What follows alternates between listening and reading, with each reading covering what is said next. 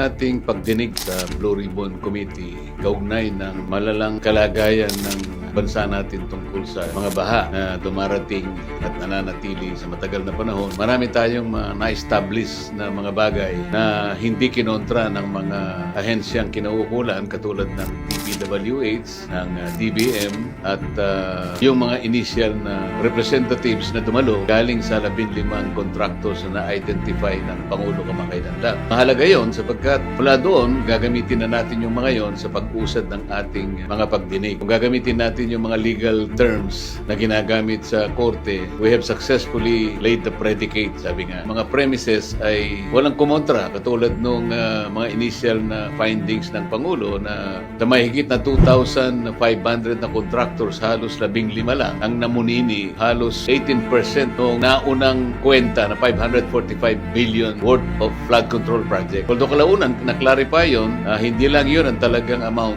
kung hindi about 1.2 trillion sapagkat yung binanggit na datos ng Pangulo na 545, yun ay from 2022 hanggang 2024 lang. Kapag sinama mo yung 2025, aabot yan ng 1.2 trillion pesos. Ngayon, dahil nga sa laki ng nagagastos natin at wala namang nangyayari dyan sa pagkontrol ng baha, talagang nakakabahala na kinakailangan nating sabihin sa kanila that we have to get to the bottom of this. Literally, sabi ko nga, sisisirin natin kung yun ang kinakailangan. Makuha lang natin ang katotohanan. Unti-unting lumitaw pagkat karoon ng pag-amin kanina na talagang mayroong mga ghost projects. At nakita ninyo, umamin ang ating DPWH siguro sa kanilang initial na pag-iimbestiga rin, lalong-lalo na sa parte ng Bulacan, inamin niya na may mga multong proyekto at na sa lalong madaling panahon ay isusumiti niya sa atin yung mga pangalan ng contractors, sino yung mga kasangkot na mga opisyalis ng DPWH na merong responsibilidad para tingnan ito. Kasama na rin ng COA. Sapagkat kung ghost projects yung mga yon ay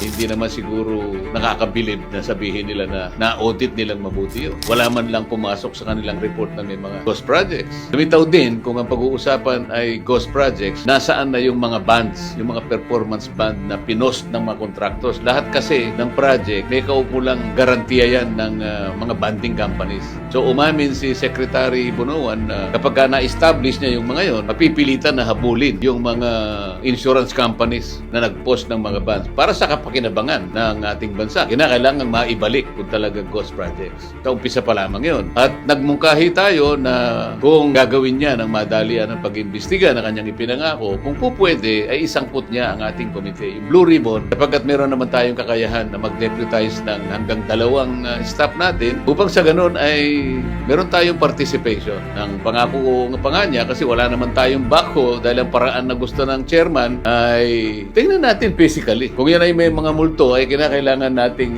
gibayin ang porsyon ng kanilang mga nicho para makita natin ang mga buto. Pagpapatunay na talagang mayroong pagkakasala. Pumayag naman siya. Kaya tingin ko, pagka ganun ang ginawa natin sapagkat may kakayahan naman ang ating komite na magpadala talaga ng representatives at tukuyin by random ito kahit random lang sapagkat napakarami niya. Isang section ng isang embankment halimbawa o revetment at kapag yan ay kinayod ng backhoe, lilitaw at lilitaw yan. Yan po yung mga initial na gagawin natin patungo dun sa pagkuha po natin ng katotohanan. Ito lamang po ang paraan para sa ganun ay matakot naman ang mga gumagawa nito sapagkat talaga pong nasasalaula ang pera ng bayan, nasasalanta ang kabuhayan at pati buhay ng ating mga kababayan ay nanganganib. Marami pa po tayong bubusisiin dito. Pinag-uusapan po yung kung paano na po procure ang project, kung paano pinahihiram ang mga lisensya, kung paano nagkakaroon ng sabwatan.